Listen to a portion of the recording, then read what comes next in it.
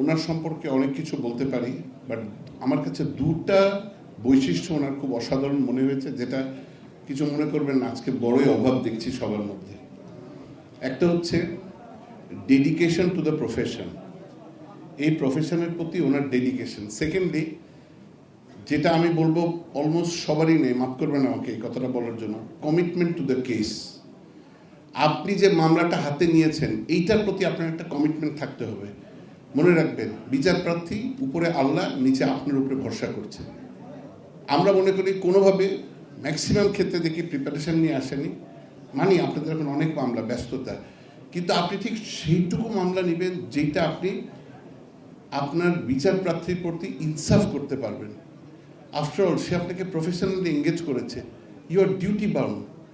এটা আপনার লিগাল দায়িত্ব, এথিক্যাল দায়িত্ব, মোরাল দায়িত্ব, তার প্রতি সুবিচার করা। বিচার তো বিচারপতিরা করবেন, কিন্তু তার আগে আপনি তার প্রতি সুবিচার করেন, আপনি তার মামলাটা প্রপারলি কোর্টে প্রেজেন্ট করেন। হারজিত সেটা অন্য ব্যাপার। মুস্তফা কামাল আমাদের সাবেক প্রধান বিচারপতি বলেছিলেন ওনার বিদায়ী ভাষণে, a good case in the hand of a bad lawyer and a bad case in the hand of a good lawyer। অর্থাৎ একটা খুব খারাপ কেস ভালো লয়ারের হাতে, অথবা একটা খুব ভালো কেস একজন মন্দ লয়ার। বলতে লয়ার কেউই মন্দ না, আমরা সবাই বিজ্ঞ। মন্দ এই অর্থে যে প্রিপারেশন নিয়ে আসেনি, পড়ে আসেনি, কেসটা দেখে আসেনি। এই জিনিসটা দেখতাম ওনার মধ্যে। উনি যেই কেসটাই নিতেন, commitment to that case in hand, উনি থরলি প্রিপেয়ার্ড হয়ে আসতেন এবং চেষ্টা করতেন কোর্টকে কনভিন্স করতে যে ওনার কেসের মেরিট সম্পর্কে।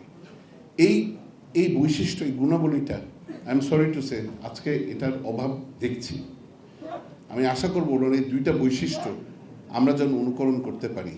এই দুটো বৈশিষ্ট্য সত্যি অনুকরণীয়, এবং এটা অনুকরণ করলে আমাদের নিজেদের